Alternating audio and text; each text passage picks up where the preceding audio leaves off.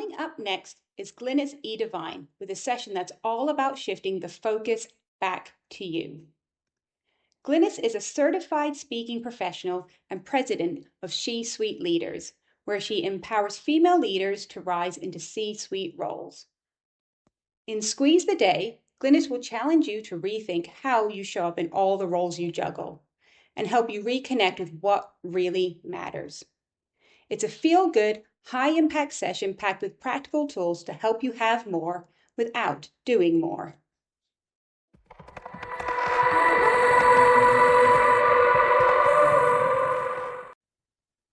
Good day. My name is Glynis Devine. I'm the President and Chief Empowerment Officer of She-Suite Leaders. And today, I'm really excited because we're going to talk about tips, tools, and strategies to help you squeeze the best out of life.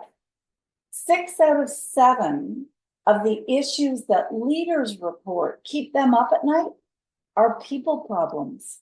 So it's not uncommon for us to have challenges navigating the people in our life. Different is lovely. Different is the spice of life. And different is what can escalate to difficult in half a heartbeat. And when we're tired, hungry, sick, hormonal, or heaven forbid, all of those together in one day, that's a quarter of a heartbeat. So we're going to talk about ways that you can squeeze the best out of life. I feel like life isn't squeezing the best out of you, but that you're squeezing the best out of life. You see, we spend 8, sometimes 9, sometimes 10 hours a day with people that we don't necessarily, you think I'm going to say like, I'm going to say choose. You don't necessarily choose to put them in your life. And I don't know what your life is like, but when I get home at the end of the day, I have this precious little window of time with the people that I do choose to put in my life, and most days really like. And the challenge is that I can be standing at the cooktop when I've had a particularly trying day with people, and I find myself saying, back away from the mama. Just give me 5 minutes, and a glass of red wine would help. And I think that you'll agree that that's not how we want to be spending the precious 2 to 3 hours or 2 to 3 minutes that we have with those people who we choose to put in our life. So today is all about getting some tips, tools, and strategies to sell you on you and to encourage you to make a commitment to squeezing the best out of life. Now, like most really solid lessons in life, we usually find them in the difficult times. They're at the pivot points in life. And you've probably experienced some yourself. When you change vocations, change jobs, change course of study, change where you live, change who you live with. Each of those pivot points gives us an opportunity to do something different. And that's exactly what happened. I had a colossal pivot point when I was a centerfold. I cannot say that with a straight face if my life depended on it. But for a few short minutes, I was a centerfold. Picture it. I know it's hard to picture. Picture I had a staple there and there, and I'm laid out centerfold. Now, I would like to say that it was in a 4-color, glossy lingerie magazine, European flavor. No, it was newsprint. For 4 days, or until somebody decided they needed newspaper for the bottom of the cat litter, I was a centerfold. And the reason was I was the town's business success story for that week. I had received a pink, cotton candy colored pink car from my company. And not only was it a cotton candy colored pink car, but it was the 7th free car that I'd gotten from my company. And my kids just thought it was amazing because the editor of the magazine said, slide on up the roof of the car or the hood of the car and let's take your picture. And my kids looked at me like, whoa, this is cool. My mom is allowed to sit on a car in a dealership. So suffice to say, it was a highlight. It was a big deal in our tiny town. And I had earned that privilege because I had reached a new level of success in my company. And in fact, in that career, I had been responsible for selling $500,000 worth of lipstick. And just to put this into perspective, if you took a tube of lipstick and you held it end to end, you would see that $500,000 worth of lipstick adds up to the height of the CN Tower in Canada, 4.5 times. That's a lot of kisses.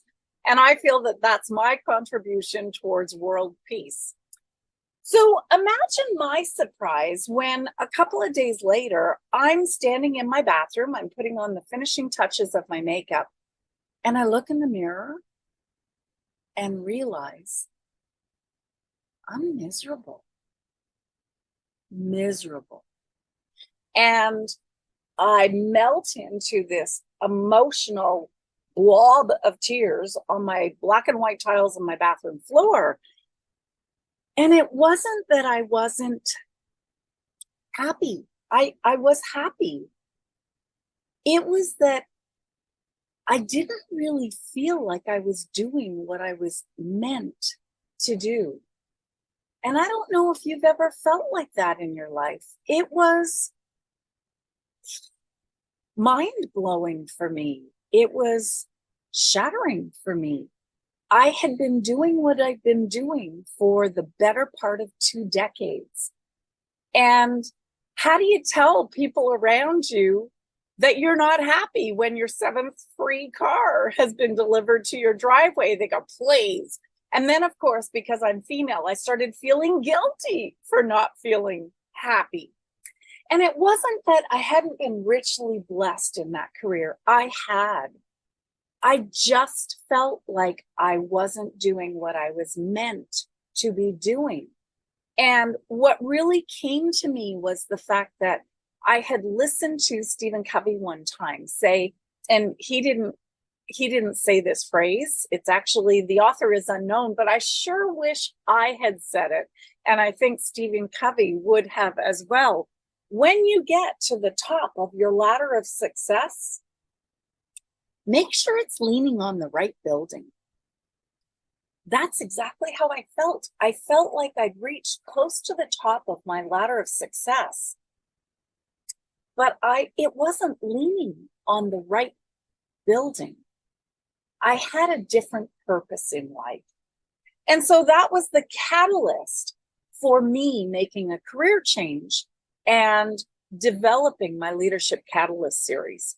So you're going to need your phone handy for a couple of different times through this session. So grab your phone. And what I'm going to encourage you to do is hold it up, open the camera app on your phone. You don't need to take a picture, just hover it over the screen right now. And that QR code will make a URL pop up on your screen, kind of the same way we all did when we were ordering takeout during the pandemic. Hit that button and it will take you to a website called Within 1 Week. At the end of our time together, I'm going to ask you, what can you do within 1 week that's going to help you squeeze the best out of life? All right? If through the course of this session, you hear something that is tweet worthy, those of you who are tweeters, I encourage you to use the hashtag #SheSweetLeaders. That way, it will connect to me. One of the greatest compliments that you can possibly share with me is the value that you got out of this session or any insights that you got, because guaranteed we don't have enough time on this earth to do all the mistakes ourselves. So if you've learned something that is relevant to what we're talking about today, please share it with the hashtag SheSweetLeaders. And for those of you who tweet, if you find something great about the session, please tweet about it. That's a great compliment. If you find something about today's session that you don't like, please be sweet and don't tweet. Send me an email or send me a LinkedIn message and tell me how we can make it better. All right, moving along. I'm going to ask you a series of 4 questions. And for each question, I'm going to give you 1 minute on the clock to answer it. So you're going to want to have your phone handy, or you're going to want to have a piece of paper and a pen, however you like to take notes. Here's the first question of 4. If I had more time, energy, and money, I would use it to ... So keep in mind that time, energy, and money are not answers. And those are the answers I get most often. When I ask the question, what would you like more of? People say, oh, I wish I had more time. Oh, I wish I had more energy. Oh, I wish I had more money. Sleep. I get sleep as well. That's not the answer I want here. Time, energy, money, and actually sleep are leverage points. They're something that help you do something more important. They're not answers to this question. If you had more time, what would you use to buy something with? If you had more energy, what would you use it for to buy you something more of?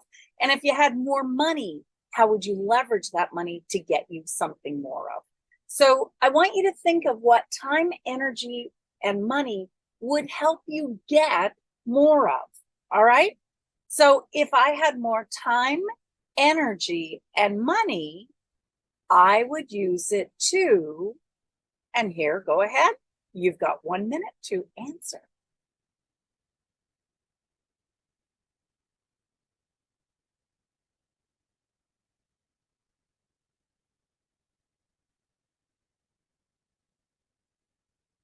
If you had more time, what would it buy you? If you had more energy, what would it get you? If you had more money, what would it get you? How would your life be better in that magical world that we all imagine we're happier in?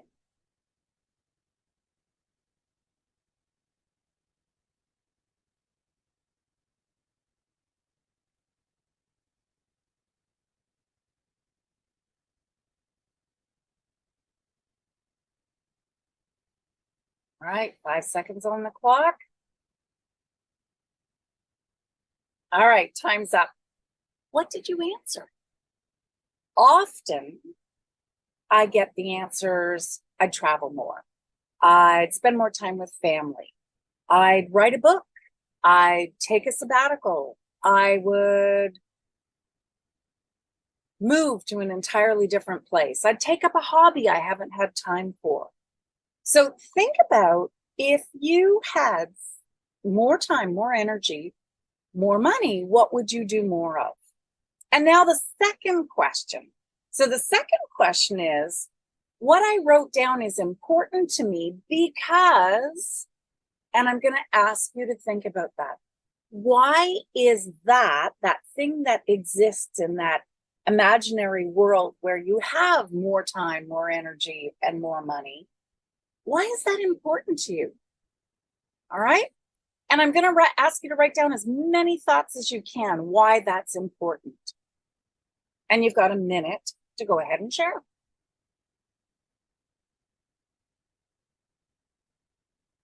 Why is having travel important to you? Why is having time to write a book or complete a project that's important to you? Why is that important? Is it joy that it gives you? Is it a legacy that it gives you? Is it experiences? Is it to be able to share with other people? Why is that important to you?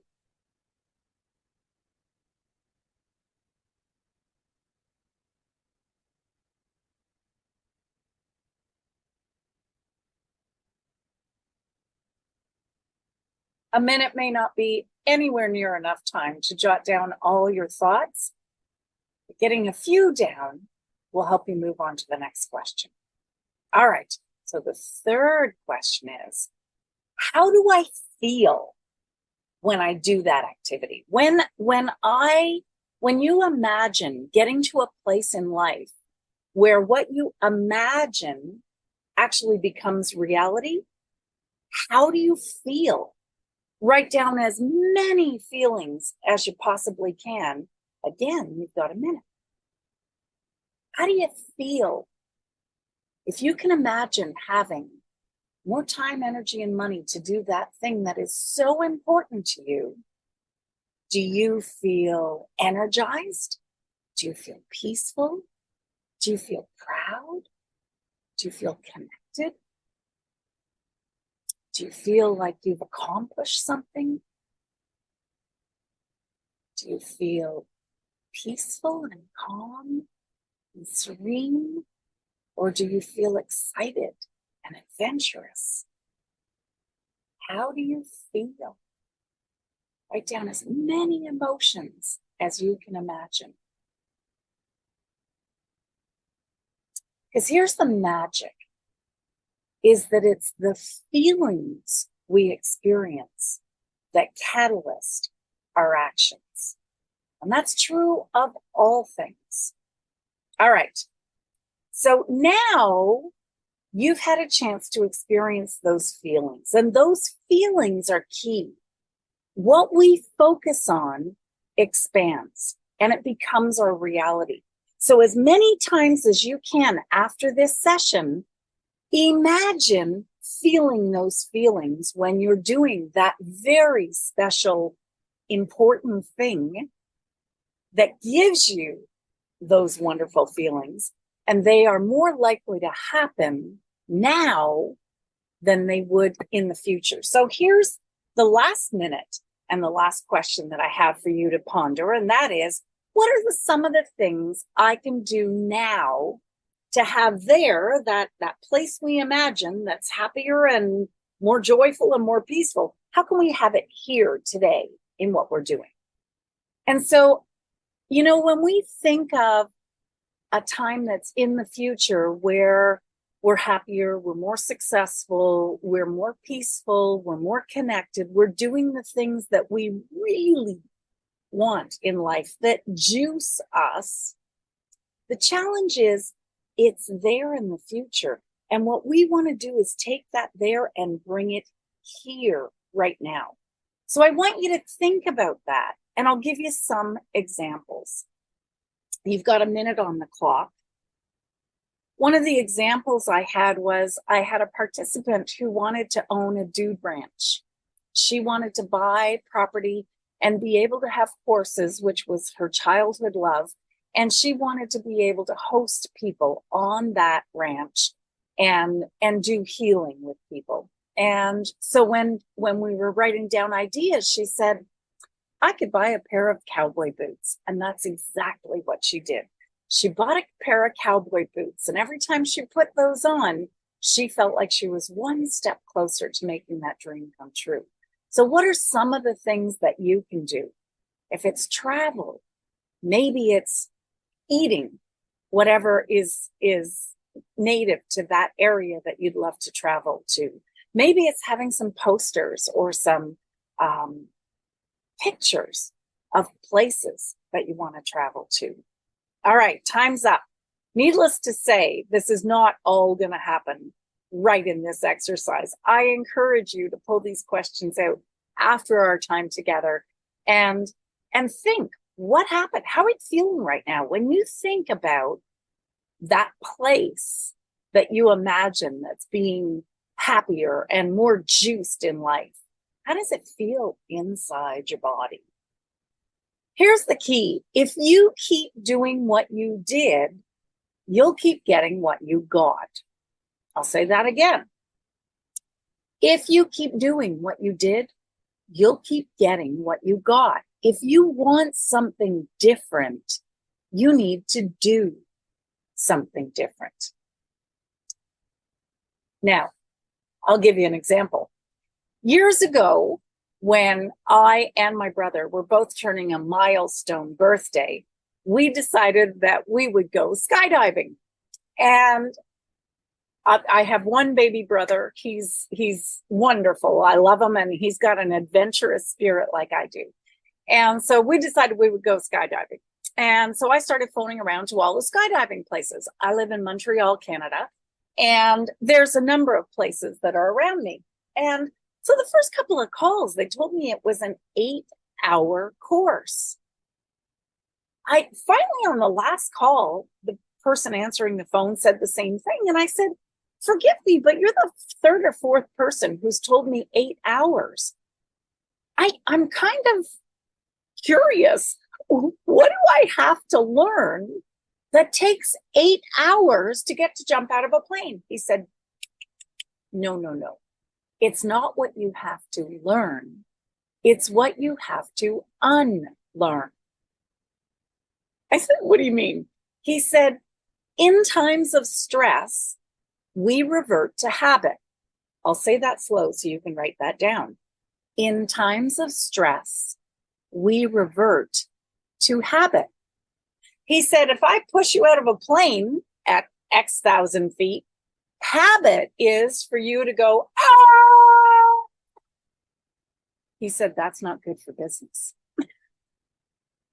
He said, what we want you to do is unlearn the habit of freaking out.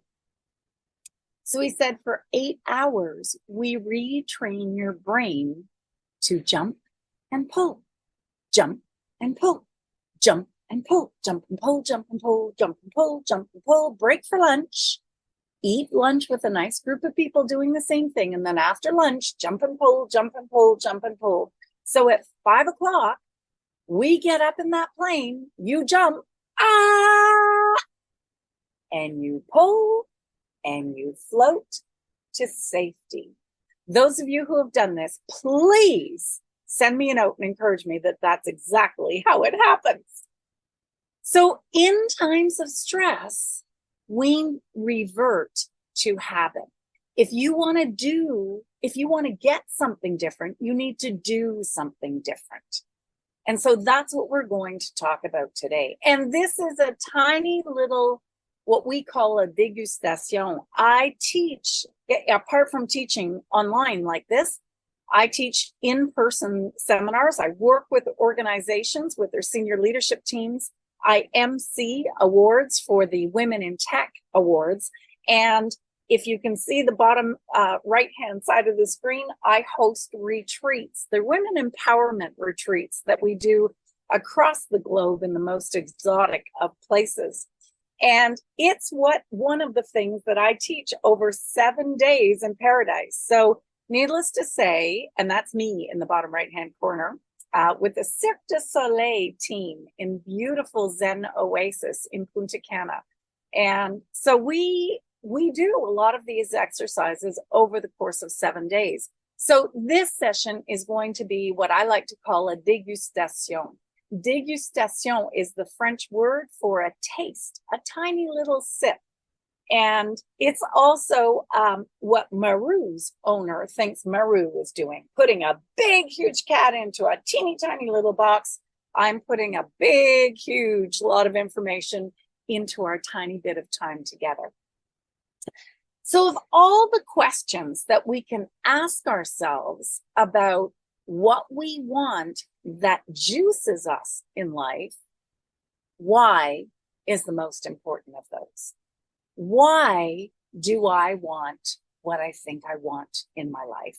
And like all really important questions in life, often it goes back to who we are as a kid. And this is no different. So I'm going to ask you for a moment, think back to who you were when you were about 8 years old. Or if you can't think back that far, think back to as far back as you can go.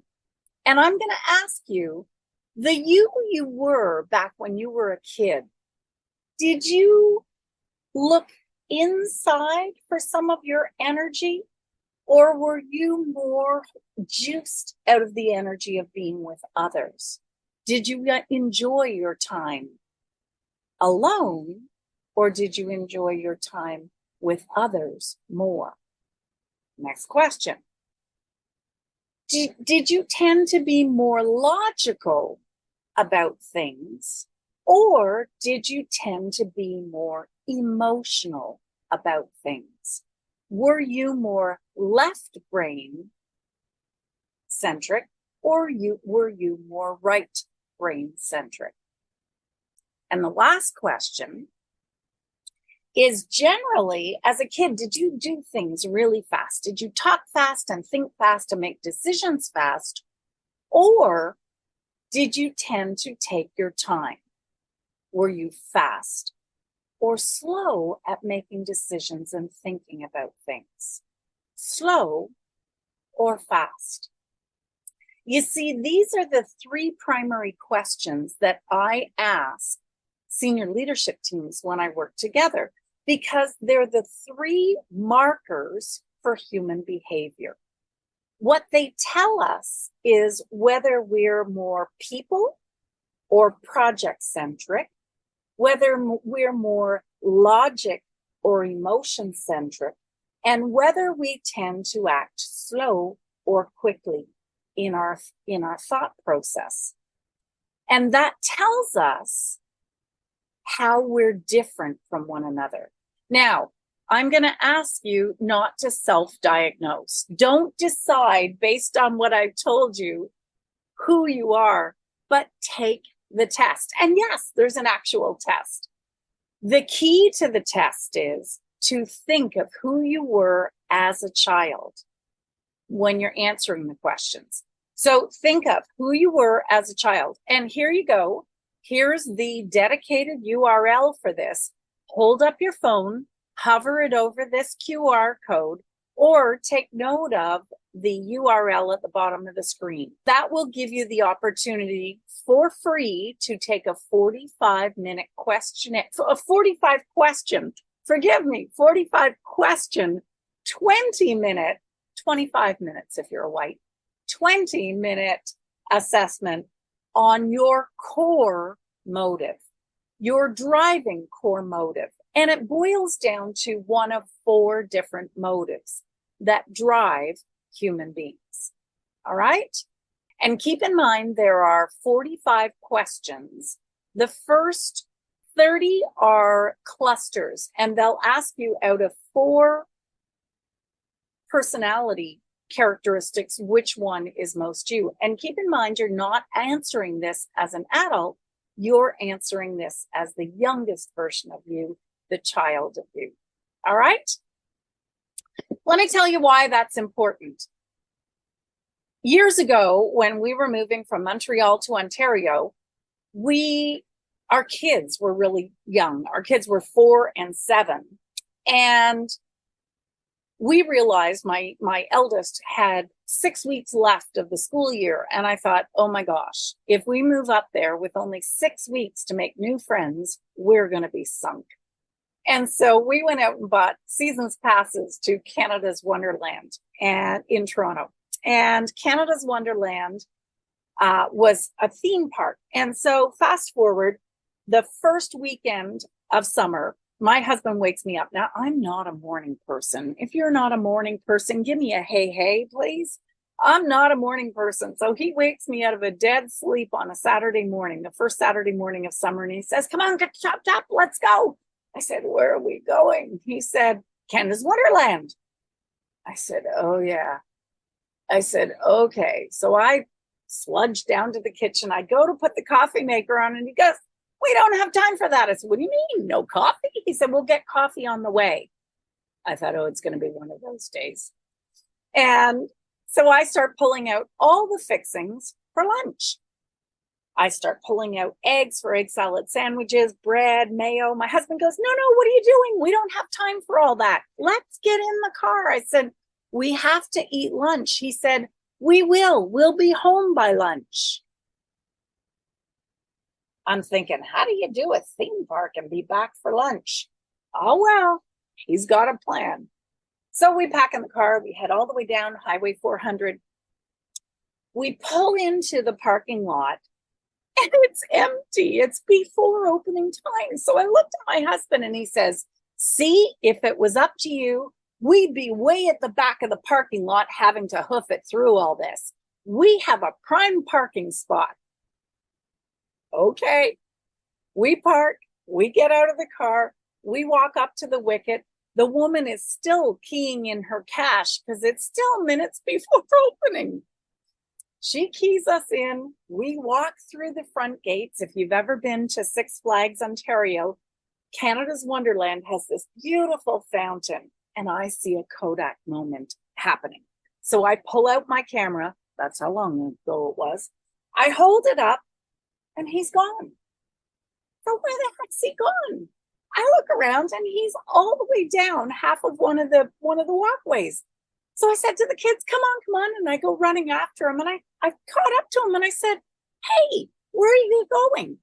He says, I got the map and I've circled the 6 roller coasters. I figure we can do all 6 3 times before the crowds hit, and then we'll head home. And that's exactly what we did. We did all 6 roller coasters 3 times each, one right after the other.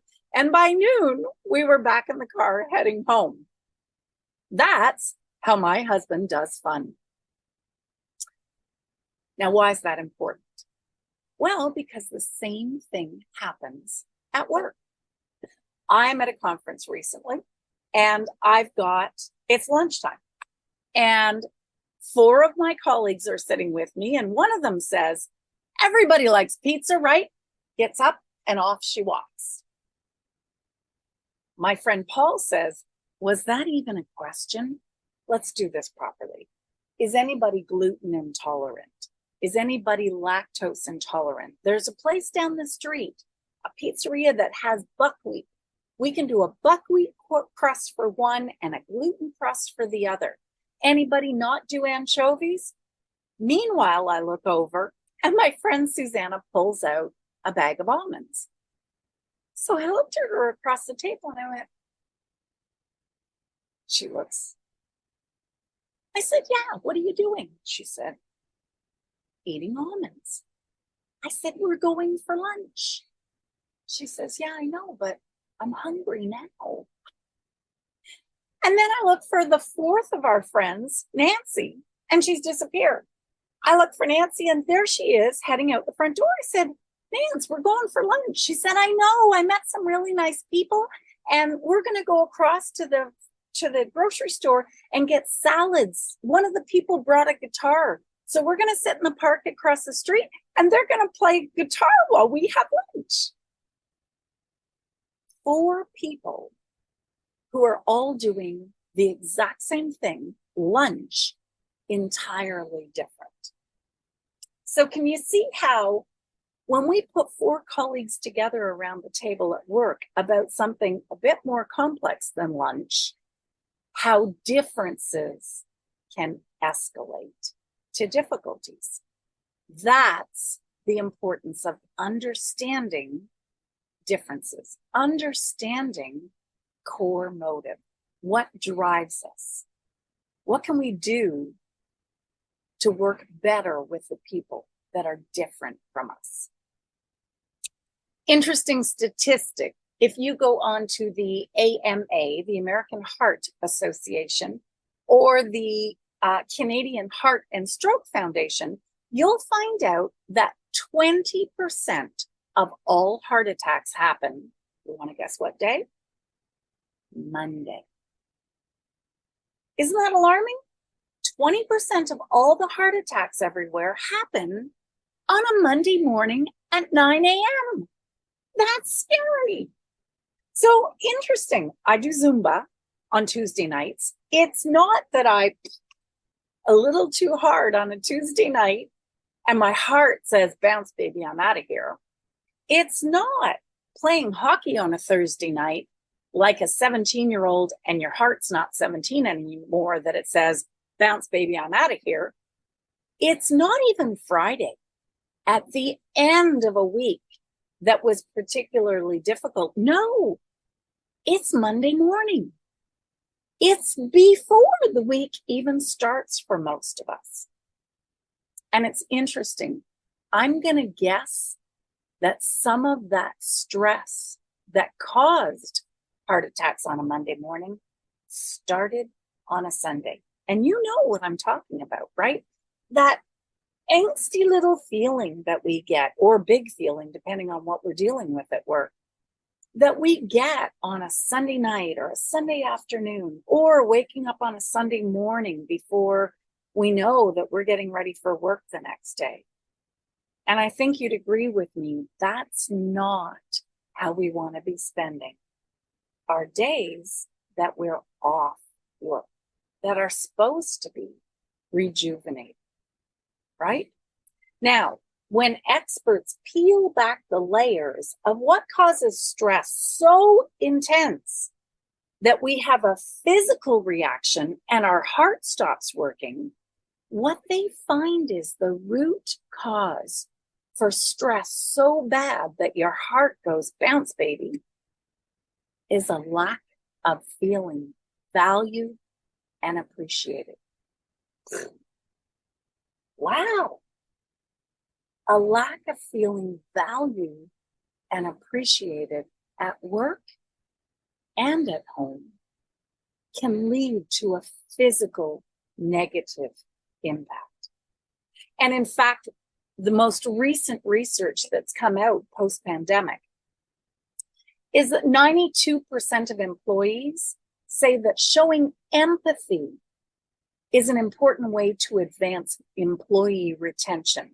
The biggest pandemic on the planet right now, employee retention. It would be so much better if employers showed empathy towards their employees. And in fact, a lot of the hard hitters are agreeing. Empathy is the most underused differentiator, Adobe says. Google says empathy is a business skill. It's not a soft skill anymore. Empathy is the human side of performance. And so we need to catch one another doing things right. And the easiest way to do that is to start by catching ourselves doing something right. So what I'm going to ask you is to do something that I learned on a flight to a leadership conference many years ago. I may have to explain this tech to some of you listening today. This is a Sony Walkman, and it's what I had with me on a flight to a leadership conference in Dallas, Texas, many years ago. I had a whole bunch of cassettes. No, they weren't 8-track. I'm not that old yet. And so the cassettes were a woman who was speaking, a doctor who was speaking on self-esteem. And I don't remember what was on 11 and a half of those cassettes, but what was on half of one of those cassettes changed my life. And it changed how I led my organization. She said in my earphones, "You cannot raise the level of self-esteem of your children any higher than your own." I'll say that again. You cannot raise the level of self-esteem of your children any higher than your own. And that alarmed me. My children were 7 and 11 at the time, and were, and still are to this day, I have 3 now, the center of my universe. And I thought, if I'm the weak link to them being all that I want them to be in life, then I need to fix me. And that's when self-worth and self-value moved higher up on my priority list to be able to work on me. And so the exercise I'm going to ask you to do, I'm going to restart that timer. I'm going to ask you to take a piece of paper or your phone, entirely up to you, and I'm going to ask you to write down the 7 reasons why you rock. So let me explain that. 7 reasons why you are awesome. 7 reasons why you rock. Okay? It's not rocket science. One of the things on my list is I give good hugs. My son walked in one day and he looked at my list and he said, "You give good hugs." Yeah, it's true. You give the second best hugs on the planet, Mom. I said, "The second best? Who's the first? I'm going to kill her." He says, "Gran." I went, "Okay." She's the one who taught me how to hug. So I guess I'm good with that. So what I'm going to ask you is write down, and I'll give you a minute or so, the 7 reasons why you rock. Are you ready? Let's go.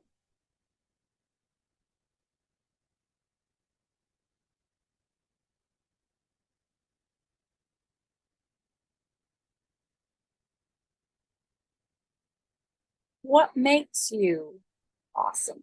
What are 7 reasons why you're amazing as a human being? At work or at home, doesn't matter. They're all you.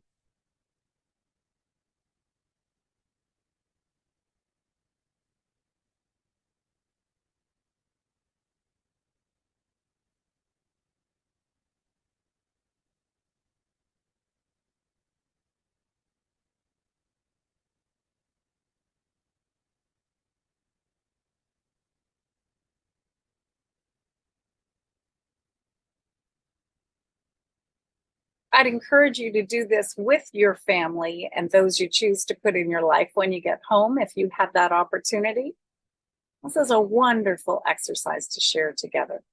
All right, now 1 minute may not have been enough, and you may still have some blank spots on there. I'm going to ask you, if I asked your best friend, your sister, your mentor, your university professor, your grade 2 teacher, if I asked somebody who you consider your cheerleader what they think is an awesome thing about you, what would they tell me? And I encourage you to put that down on your list. Ask the people who you work with, what makes me great? What do you like about me? And add it to your list. And as homework, I'm going to ask you to please add 77 more things on that list. There has got to be at least 84 amazing things about you. You see, the more we're sold on us, the more we're able to sell others on our value, our worth, our ideas, our opinions, our procedures, our performance. We need to be sold first. 7 reasons why I rock. Please take it with you and share it. All right, so what's next? Well, one of the things I encourage you to do is, apart from adding to your 77 things of what makes you rock, and figuring out your core motive, I'd also encourage you to ask yourself, what makes you you? What makes you special? And encouraging you to make a commitment to squeezing the best out of life.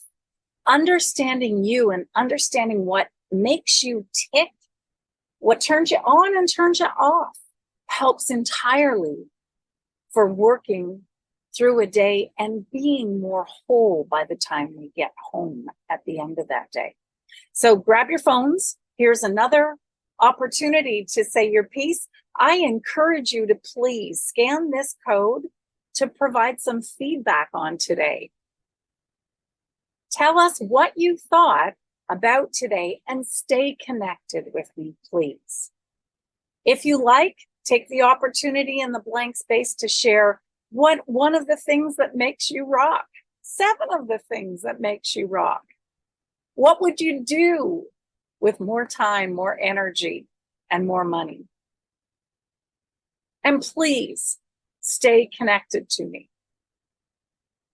I'll give you a minute to go ahead and fill that out with our trusty timer.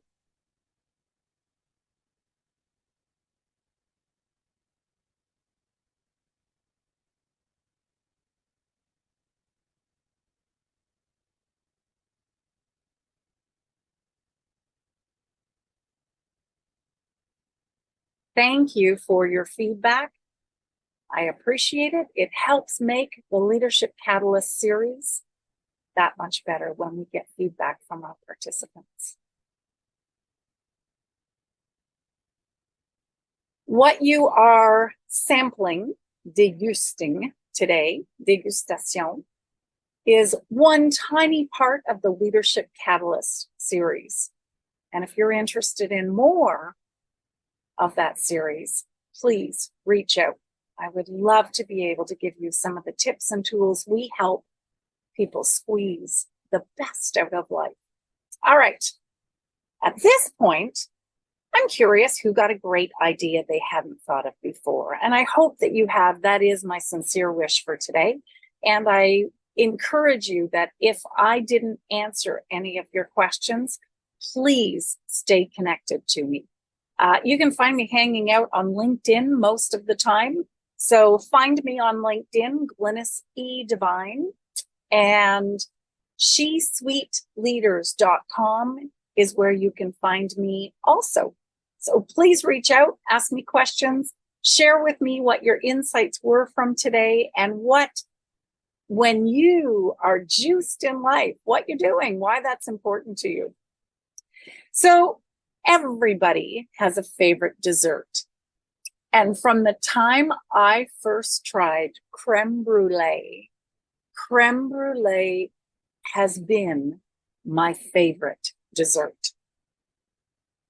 And when I tried it for the first time, actually, I tried it a whole bunch of times when I first tried it because I loved it so much I couldn't get enough of it. And I finally decided that I wanted to have a goal to try creme brulee in its city of origin, Paris. So I put a ramekin, which is the dish you see on the screen right now, a picture of a ramekin and a picture of the Eiffel Tower. I put it on my board facing my desk because what you see, what you envision most often becomes your reality. What you focus on expands in your life. And I wanted creme brulee in Paris. Now, I find it really interesting that the city who invented the kiss is the same city who invented creme brulee, the French. You see, say creme brulee with me. Creme brulee. Creme brulee. Say it with me 3 times. Brulee, brulee, brulee. It kisses your lips and goes all the way down to your belly. Oh, I do so love creme brulee. So imagine my surprise when my brother, who was working at Air Canada at the time, calls one day and he says, "Hey, I got 4 days off. You want to go to Paris?" And I said, "No, I'm way too wet. No, I'm not too busy. Creme brulee. Let's squeeze the day." And so we hopped on a plane. We flew overnight. We arrived in Paris at some ungodly hour in the morning. We get to our hotel. I dump out all my stuff and I take out my walking shoes and I said, "Come on, Matt, chop, chop. Creme brulee in Paris is awaiting me." And he said, "It's 7:00 Paris time." I said, "I know, but I have had this for months as my goal. I want to experience creme brulee. And so he rolled his eyes, groaned, got his shoes on, and we went out to find a place to enjoy creme brulee. Well, I have to tell you, as luck would have it, a few blocks from the Eiffel Tower, there is this tiny cafe that was the epitome of creme brulee in Paris. It was this tiny little French cafe. It had a green and white striped awning over the top of it. It was crisp morning, and I bounce up to the maitre d' at the outside of the cafe. He's in this black and white waiter's uniform with a long apron, white apron down to the ground, and he's sweeping off the bienvenue, welcome sign at the door of the cafe. Beside him are 2 or 3 little tables with 2 little chairs nestled around them. It's so romantic. It's so Parisian. it's so perfect. So I bounce up and I said, bonjour, monsieur. Je m'appelle Glynis, puis je viens de Montréal. Je suis tellement emballée, which all means that I'm so excited to be in Paris. I want to try creme brulee. He looks at us with all the charm of Parisian French. And he says, venez avec moi, madame, which means come with me, crazy lady. And we go in and I sit down. Well, I'm so excited. The waiter comes up and he looks at me a little weird when I order dessert for breakfast. My brother orders black coffee. So by the time the waiter brought the creme brulee, I'm shaking like a 5-year-old on Christmas morning. I'm so excited. I pick up my spoon, I flip it over, I take the back and I crack the top of the crystallized sugar. I flip it back over. I take the spoon and I dip it in the top. I take out the tiniest bit and I bring the spoon to my mouth. Put it in my mouth and oh, don't we make orgasmic sounds with the first taste of our favorite food? Oh, this is good. My brother gives me the hairy eyeball. I said, oh my gosh, Matt, this is seriously so good. This is my dream. And then I get very emotional. Mind you, it could have been jet lag. My dessert was gone in 60 seconds. I don't know where it went, but it disappeared. And all of a sudden, I'm looking down at it. Now, those of you who know what I'm talking about, ramekin dishes have fluted edges that trap whatever was in it. And I'm looking at my dessert thinking, there's food in those fluted edges. So I take my spoon and I start scraping up the sides to get the last little bit of goodness. And I hear someone clear his throat beside me. I looked at my brother and he gives me the hairy eyeball that says, be a lady. You see, we were raised with good manners. I know all the cutlery on a table and what order to use them in. And scraping our dish was not how I was brought up. However, I was also brought up, I have parents of Scottish descent, post-Depression. Waste not, want not was pretty much emblazoned on our dinnerware. And I saw waste. I saw all of that creme brulee goodness trapped in the corners of the ramekin. And so I did something very unladylike. I dropped my napkin. I looked at my brother like, I'm going to have to pick that up. And as I leaned down, I grabbed the ramekin, went under the table, stuck my finger in, and I licked that sucker clean. That's what squeezing the day is all about, my Paylocity friends. It's getting the last little drops of goodness of life and not leaving anything left on the table. I encourage you, as you leave this session, start thinking about what would make life so much more enjoyable. What is the juice of life that you're looking to squeeze more of it out of life? How can you get it? What do you have to do? Why is that important to you? And then I encourage you to squeeze the best out of life. So get out your phones for one last time. Hold your phone up to the QR code on the screen. And just as I promised at the beginning of this session, I encouraged you to choose something that you could do within 1 week. One activity that you could do within 1 week to help you squeeze the best out of life. And I'm going to ask you to go ahead and fill it out here. If you scan this QR code, it will take you to within1week.com, where you're welcome to use this accountability tool to share with me what could you do within 1 week to help you have more in life. What can more give you? More time, more energy, and more money, so that you can squeeze the best out of life. I've enjoyed our time together, and I hope that you will use this program as a catalyst to help you squeeze the best out of life. When we're full, we give life our best. And I encourage you to look for that in every single day. Please stay connected, and I look forward to hearing your feedback. Enjoy the rest of the conference. It's jam-packed full of great tips, tools, and strategies to help you squeeze the best out of life.